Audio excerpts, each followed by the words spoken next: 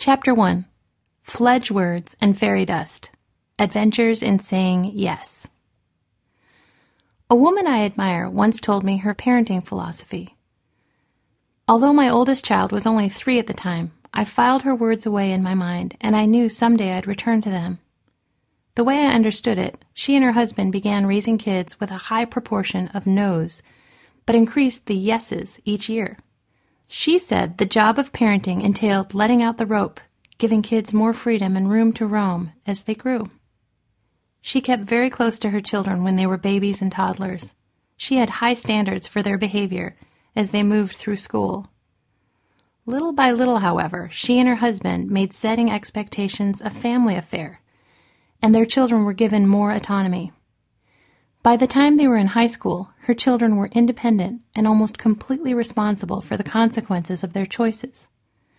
The parents still had authority over the children, and there were well-established household rules, but increasingly my friend and her husband allowed their kids to take risks, to make their own goals and decisions, and to set the course for their lives. Poe Bronson, child development expert and co-author with Ashley Merriman of Nurture Shock, would likely nod at this approach to parenting. In his article, How Not to Helicopter, he writes, "Teens need opportunities to take good risks. They need part of their life to feel real, not just a dress rehearsal for college. They will mature more quickly if these elements are in their life." Now my friend's 3 children are adults, and from what I have observed, they are connected, vital, and healthy people. They seem to enjoy their parents. They all graduated from college, and 2 are happily married. I like the idea that as kids grow in wisdom and maturity, they will hear yes more often. I have turned my wise friend's words over in my mind countless times over the years, visualizing myself literally releasing a skein of rope, foot by foot, as my children grow older. Now that my oldest is in high school, I give him ample room to make his own decisions and to live with the consequences. I bite my tongue during finals week when he says he needs a break from studying and wants to go out with friends. I no longer keep close track of whether he's practicing his cello or how he's spending his money. I don't insist that he goes to summer camp or on church mission trips. I don't slip into his room when he's showering after a soccer game and drop his dirty uniform down the chute so it will be ready for the next game, or tuck laundered gym clothes into his backpack. These things are his responsibilities now. If he goes to school, having left an English paper in the printer, or to soccer practice without his cleats, he'll be the one affected. There are house rules he must follow, and he knows his parents' values and expectations, but most of the decisions in his life are his to make. When he asks, we talk at length about what his father and I see as the benefits or potential pitfalls of saying yes or no in a certain situation. But the vast majority of the time, we leave decisions to him. In having the opportunity to make real decisions, my son matures and gains independence, and I catch glimpses of the adult he is becoming. Yes, James Joyce's striking novel Ulysses ends with it. That last, unpunctuated chapter begins with the word, and it abundantly appears throughout Molly's soliloquy. The book ends with her recollection of her husband Bloom's proposal. "And his heart was going like mad, and yes, I said yes, I will, yes." After 40-some pages without the sentence ending, that final capitalized yes and the period that follows makes you catch your breath. Yes. E. Cummings' exceedingly punctuated work frolicked with it. He begins one poem with the words, "Yes is a pleasant country." The first stanza of another of his poems, "I thank you, God, for this most amazing," reads, "I thank you, God, for most this amazing day, for the leaping greenly spirits of trees and a blue true dream of sky, and for everything which is natural, which is infinite, which is yes." Yes declares, of course, so be it. It is a fundamental word for all sorts of creation. Friendships, marriages, transformations, treaties, inventions, art. Even saying the word yes guides our mouth into the shaping of a smile.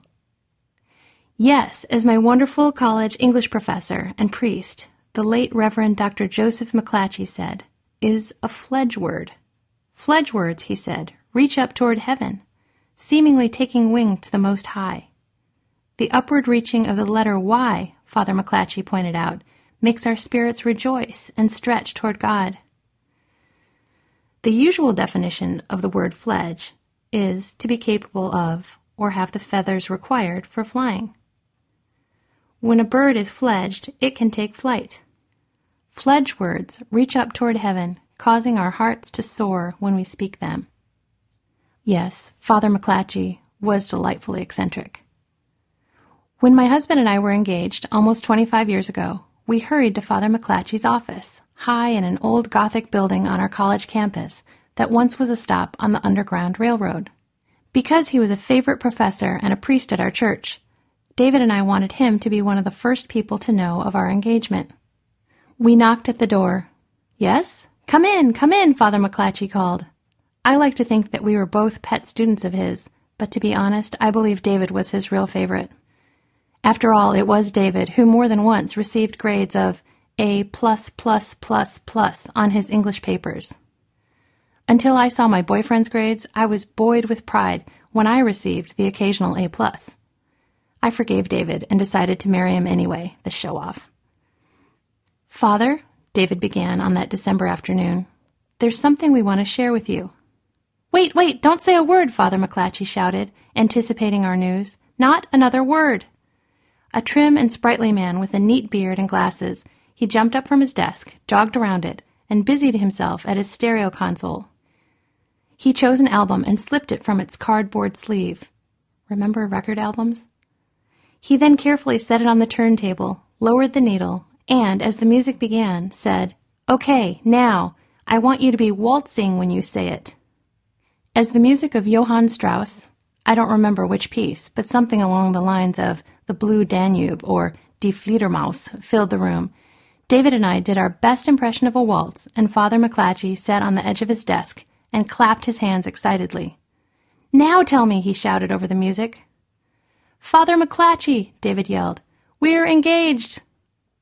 "Hallelujah," our professor cried. He shaped his arms goalpost style to suggest a capital H before wrapping us in his embrace. "Hallelujah, H, fledge letter, fledge word."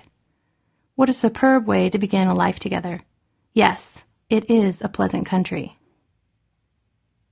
But then there's no. No is the lines in your date book, the hands of the clock, the entries in your check register. No is a door closing, a disapproving shake of the head, a frown. Of course, no's not all bad. Not at all. No keeps us from hurting ourselves. No protects us, and no draws boundaries around cherished parts of our lives. It's not a fledge word, however, that's for sure. When my eldest child was an infant, I heard Harvard child psychiatrist Robert Coles interviewed on the radio. He said that parents should start saying no to children at about 9 months old. No saves them from running into the road and being hit by a car, putting their fingers in electrical outlets, or thinking it's acceptable to yank on the dog's tail. No, Coles explained, gives children a message that bolsters their independence and self-esteem. It lets them know that someone more capable and bigger than they are is looking out for them. They want and need that sense of protection, desperately. Isn't that why kids test our resolve and resist our authority? "Are you in charge? Are you?" they ask. "Because believe it or not, I'm not really sure what I'm doing most of the time." Well, as you know, they never actually come out and say that.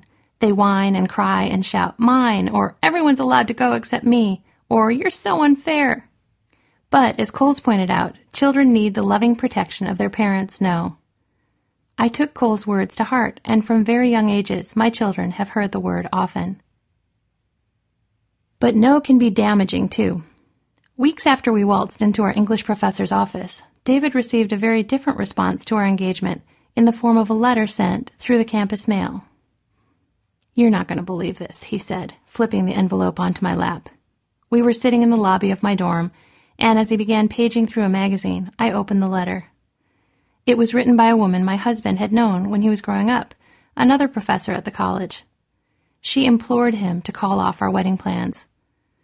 My eyes stung as they grazed over her words. Dysfunctional family. Too special for her. No chance for a successful marriage. Reading it, childhood fears about my inability to have a happy, stable marriage and family as an adult flew at me. It was the sins of the father's argument, hurled at me in tidy cursive. I handed the letter back to David. He crumpled it and tossed it into the metal trash can beside him. "Go figure, right?" he said, before noticing my tears. "What, you're not going to take that seriously, are you?" I was silent. "It's just lies," he said, unperturbed. Since that day, I've come to know the tone with which he spoke those words. David has a grudge-free and measured response to people he deems unreasonable. He shrugs them off. I still have my learner's permit in this practice, and too often the no's of my critics swirl around in my mind, knocking me off balance. "Jen, she doesn't even know you, or who we are together," David said. "Now forget it, and let's go get dinner." At our wedding a few months later, with my bridesmaids wearing floral Laura Ashley dresses and my veil attached to a pink rose headband I nicknamed the Hedge, Father McClatchy stood with David and me at the front of the church to join our lives together. In the service, a dear friend read the love chapter from the Bible. Love suffers long and is kind. Love does not envy.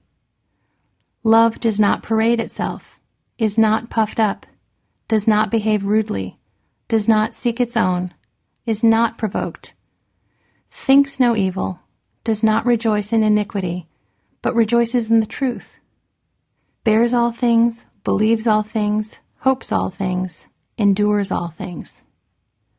1 Corinthians 13:4-7. I don't care how predictable it may be to read that passage at weddings. I think it's an excellent way to send two people into marriage.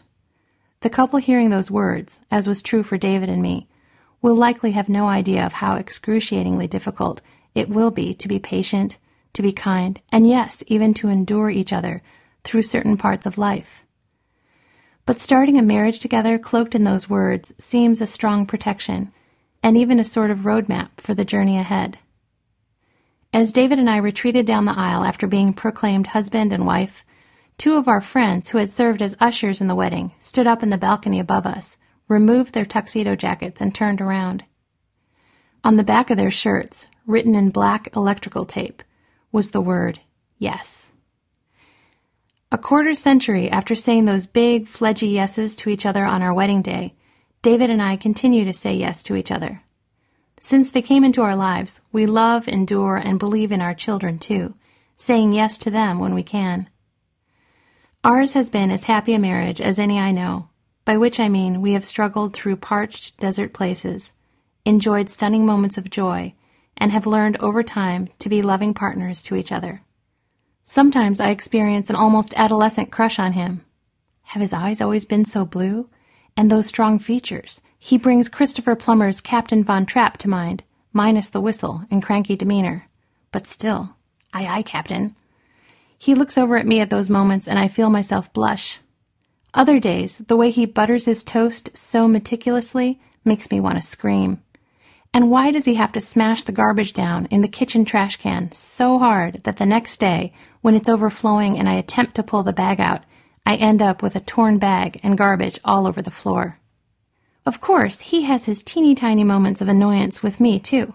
I'll admit that, among other things, I'm not always the most careful person in the entire United States of America when I load the dishwasher, and, for the most part, reading instruction booklets is anathema to me.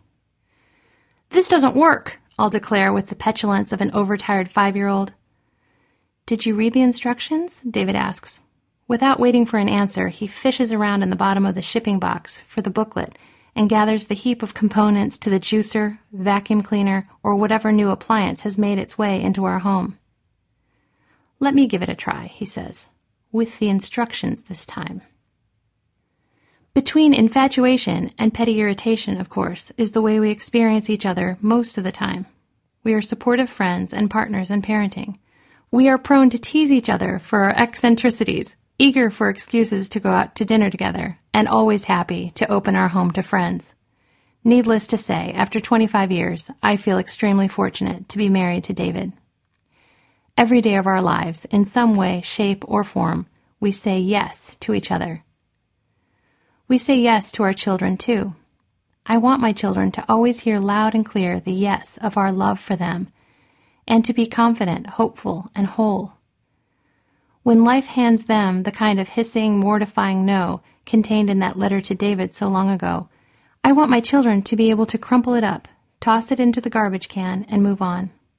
In a perfect world, their parents' love would protect them and somehow serve as a shield from mean-spirited people or other disappointments life will certainly deliver. But I know it's not a perfect world. Each of my children will have crushing blows to navigate, no matter how well I manage to nurture, love, and guide them. So I say yes to them when I can. Yes, you can ride the mechanical horse at the front of the grocery store until I can't find any more quarters in the bottom of my purse. Yes, we can go on a walk, play Uno, or color together. Yes, you can stay up late on a summer night, have a friend sleep over, and skip practicing your viola today. Yes, you should try out for that. Yes, I'll take you and your friend to that concert. Yes, you are old enough, brave enough, and smart enough. Yes, yes, yes. It's tricky to walk that tightrope between yes and no, to know when to reach our hands up and exclaim that fledge word yes, or when to direct our hands toward the ground in an angular no. As parents, we're faced with that decision countless times a day. Yes, you can watch that Bob the Builder video. No, you can't have a cookie. Yes, you can go to the football game with your friends. No, you can't have money for that. Yes, no, yes, no. A friend tells me her parenting philosophy is to say to her kids, just let the word no echo through your heads. She's kidding, of course, but isn't it tempting sometimes to go that route? Parenting is trickier than that, and as we falter along that high wire act, awkwardly holding whatever we use as our balancing poles, an audience gathers, and people begin to point. If we lean too far toward yes, we're labeled as permissive. When we veer the other direction, we're control freaks or helicopter moms. But those labels aren't really accurate, are they? Aren't all of us some combination of all of these as we muddle along as parents? For example, if you'd seen me as a young mother of 3 at the grocery store, my 4-year-old walking alongside me, my 2-year-old sitting in the cart facing me, and the baby in her carrier, maybe you'd have thought me an earth mama, wearing a groovy sling and filling the cart with organic sweet potatoes, recycled paper towels, and soy milk. You would have seen the dark circles under my eyes and might have even been one of the countless people who smiled at me and said, "You've got your hands full." My children obediently trotting with me into the store would likely have appealed to you. "What nice children," you might have said, smiling at my slightly disheveled, but competent enough mommy self. But what if you'd heard me lean into my eldest and whisper, as we entered the store, the same thing I said to him every single time we went grocery shopping back then? "Theo, remember, if you walk along with Mommy and have good behavior, you can pick a new Hot Wheels car when we check out." If you don't believe me, take a look at the bin of cars in our basement. It worked like a charm. And what about when my 2-year-old, halfway through the store, pointed at a box of graham crackers, and before he even fussed, I had it open, handing him a cracker when I'd not yet even paid? Was I failing to teach him delayed gratification? Would he forever be warped by having his desires met so easily? He'll probably be living in the basement when he's 30, right? Calling upstairs to demand that I bring him a Pop-Tart and fresh batteries for the remote? Even worse, what about when, on the drive home from the grocery store, you had heard my boys begin chanting, "Taco Bell, Taco Bell, Taco Bell"? What if you'd seen me turn the car around and pull into the drive-thru line, ordering kids' meals for them and nachos Bel Grande for myself? What can I say? I had a mad craving for nachos Bel Grande whenever I was nursing a baby. Adios, Earth Mama. As I exited the drive-thru, I was now fast food eating, permissive, consumeristic mom, icily turning a blind eye to the environmental impact of single-use products such as taco wrappers, tinfoil, and junky plastic toys. The point is, in a culture when we are quick to judge and label others, much as we despise being judged ourselves, we parents experience a lot of anxiety about raising kids. Sadly, we add to it by judging other mothers who are fumbling along just like we are. Worse, mothers these days are expected to do so much. While our counterparts in generations past felt that parenting was primarily about keeping children healthy, that is, alive and breathing, so the young ones could, be strong enough to help bring in the harvest, milk the cows, and chop firewood, we now feel responsible for everything from helping our children excel at cartwheels and chemistry to preventing them from experiencing disappointment, regret, or failure of any kind. We also feel pressure, regardless of their academic aptitude, to push our children toward wowing their teachers with their smarts. Exposing them to Mandarin Chinese from toddlerhood is also a good idea given the global economy they will someday shape. Additionally, they should be self-possessed, able to laugh at their foibles, physically fit and attractive, and, if you're a person of faith, they should have vital spiritual lives. Got all that? We take a deep breath and do our best, trying to balance yes and no and learning as we go. But whenever we turn around, someone is poised to judge us, point out our mistakes, and tell us what kind of bad or ridiculous mother we are. Send in store-bought cookies for your kid's birthday treat? You're a slacker, Mom. You probably don't even know who your kid's teacher is. Green mamas dress their kids as wind turbines on Halloween and give out dried figs bundled in wax paper. A stage mom, or as I recently heard this type of mother called, a momateur, lives out her unrealized dreams by pushing her children into the limelight. Helicopter moms hover, micromanaging their children's lives. The list goes on, blithely turning often well-intentioned moms into caricatures and diminishing all of us. And who consistently fits the description of any one of these types of moms anyway? Most of us start the day as one thing, crafty mom, for instance, with the watercolors and cheery children's music playing, and soon morph in and out of 3 other types by 10 in the morning.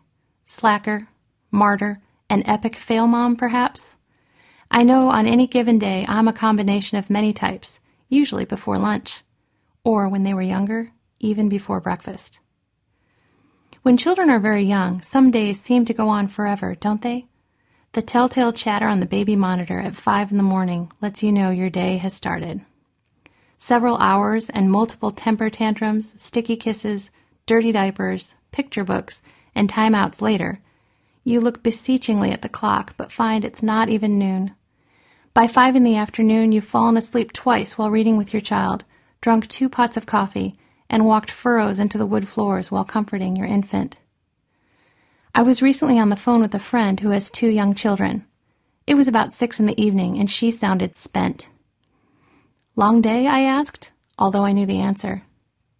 Her new thing is spreading fairy dust, my friend said. That's sweet. Fairy dust is whatever's left at the bottom of the cracker box or bag of pretzels. She runs through the house, scattering it. Oh, I said.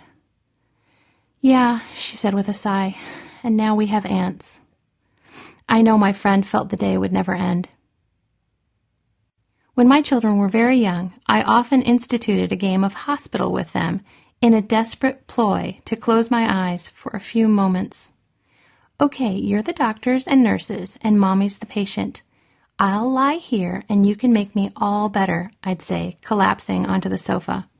I'd pull a blanket over myself as my young kids busied themselves for 5 or 10 minutes with the toy stethoscope, syringe, and bandages. Word to the wise, this game can buy a much-needed power nap for parents of preschoolers. I remember sitting up from the game, covered in Hello Kitty and Batman Band-Aids, having deeply traveled into REM sleep and vivid dreams. I woke up feeling like a new woman. Mommy's all better. Thank you, doctors. Now with my kids' ages all in the double digits, I'm no longer in such desperate need for a few moments of rest. For a chunk of the day, the house is quiet.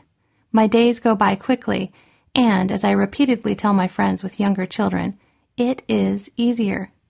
Those long and wearying hands-on days are saved for times when one or more of us is sick.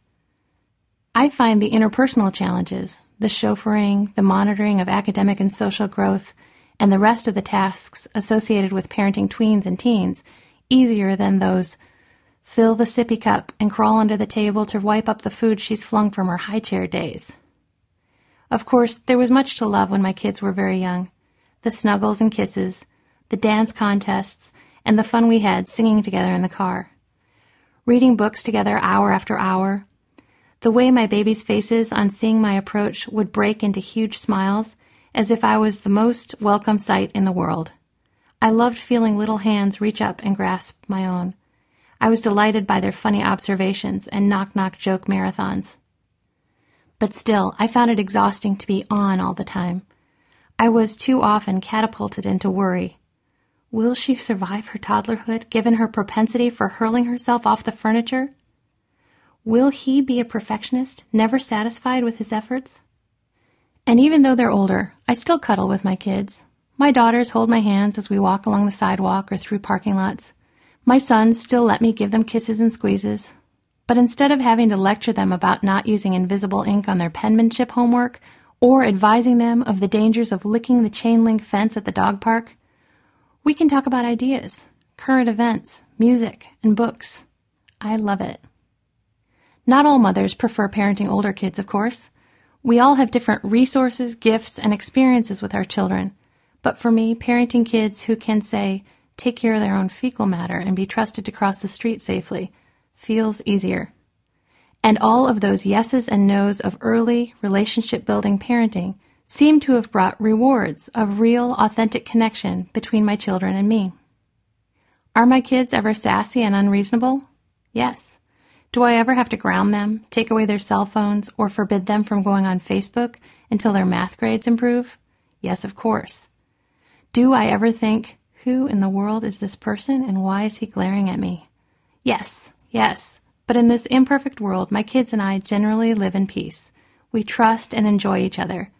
They confide in me about their friends, hopes, and failings. My heart often does a little somersault when they get home at the end of the school day.